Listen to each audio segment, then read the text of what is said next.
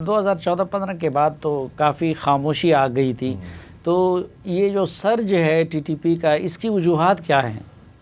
हाँ, ऑपरेशन ज़रब के बाद हमने देखा था कि टीटीपी को वहाँ से निकाला भी गया था शुमाली वज़ीरिस्तान से, और फिर उसी ऑपरेशन के नतीजे में इंटरनल जो इन फाइटिंग काफ़ी बड़े बड़े जो कमांडर है वो चले गए। जमातुल अहरार जैसी जो तंजीमें थी जो टीटीपी का हिस्सा हुआ करती वो भी छोड़ गई। फिर दाइश भी बीच में यानी वो इमर्ज हुई इसी अरसे में।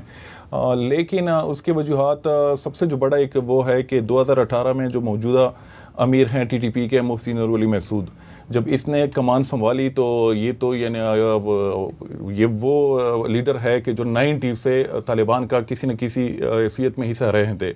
और फिर जब 2004 में महसूद तालिबान इमर्ज पढ़ा लिखा भी है, जिरगे भी इनको आते हैं, उसकी यानी किताबें भी लिखता है और आलिम भी है। तो जो कबायली एक है रस्म व रिवाज पूरी उसकी आगाही है उस लिहाज से।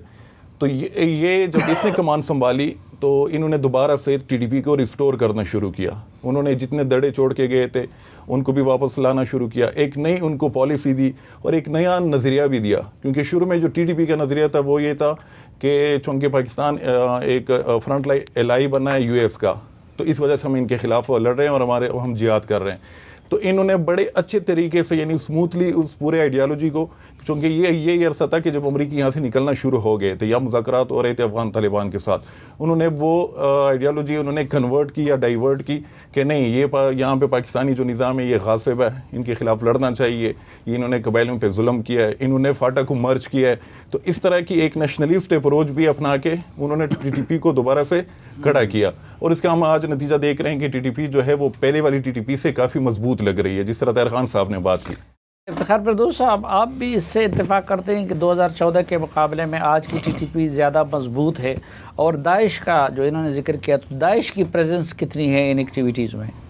सलीम साफ़ी साहब, जो हम जिक्र कर रहे हैं उन अनासर की जिसकी वजह से टीटीपी मजबूत हुई है, मेरे ख़्याल में अगर हम कंपैरिजन करते हैं 2014 के साथ और अभी के दौर में, तो उन अनासर के ऊपर एक अलहदा शो हो सकता है कि कौन कौन सी चीज़ें हैं और कौन कौन सी चीज़ें नहीं हैं।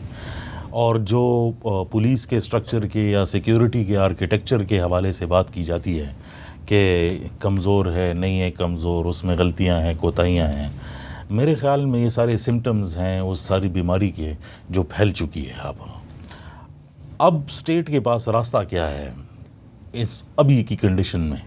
मेरे ख़्याल में हम एक ऐसे दौर में रह रहे हैं जहाँ पे जो हमारी नेशनल सिक्योरिटी के कंपोनेंट्स हैं, क्योंकि साउथ ऑफ केपी के हालात दोस्तों ने बता दिए आपको, जनूबी अजला के, मेरे ख़्याल में इस टाइम पर उसकी में अगर हम 2 डिवीज़न्स की बात करें तो उसमें से 6 डिस्ट्रिक्ट्स ऐसे होंगे तकरीबन जिसमें मिलाकर कोई 4-5 के अंदर मेरे ख़्याल में कोई रिट बची नहीं है।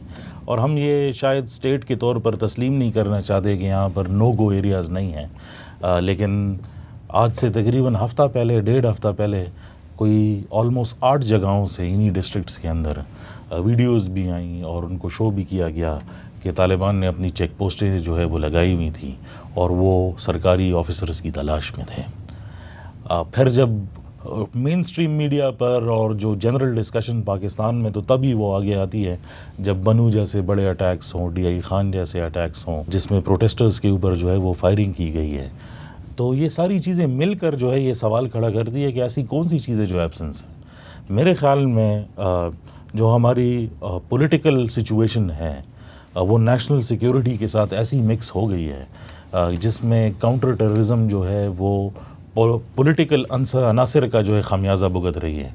तो अब अगर आप कोई काउंटर टेररिज्म के हवाले से बात करते हैं, दहशतगर्दी के ख़िलाफ़ जंग की बात करते हैं, उसका मतलब जो है वो पॉलिटिकल सेंटिमेंट्स के तौर पर जो है वो लिया जाता है। मेरे ख़्याल में जब तक इस मामले का हल नहीं निकलता, सूबाई हुकूमतें उन पर क्रिटिसिज्म होनी चाहिए, क्योंकि जितने भी बॉम्ब ब्लास्ट हुए हमने कोई स्टेटमेंट नहीं देखी, कोई ऐसी कोई बड़ी बात नहीं देखी जिसमें हम कह सकें कि सूबाई हुकूमत इसके लिए जो है वो खड़ी हुई है और वो इस जंग को मानती है कि हमारी जंग है। बल्कि ऐसा लगता है कि आइसोलेशन में एक ख़ित्ता है जिसमें बहुत सारे अनासर इकट्ठे हो गए हैं और वो रियासत के ख़िलाफ़ जो है वो लड़ रही है।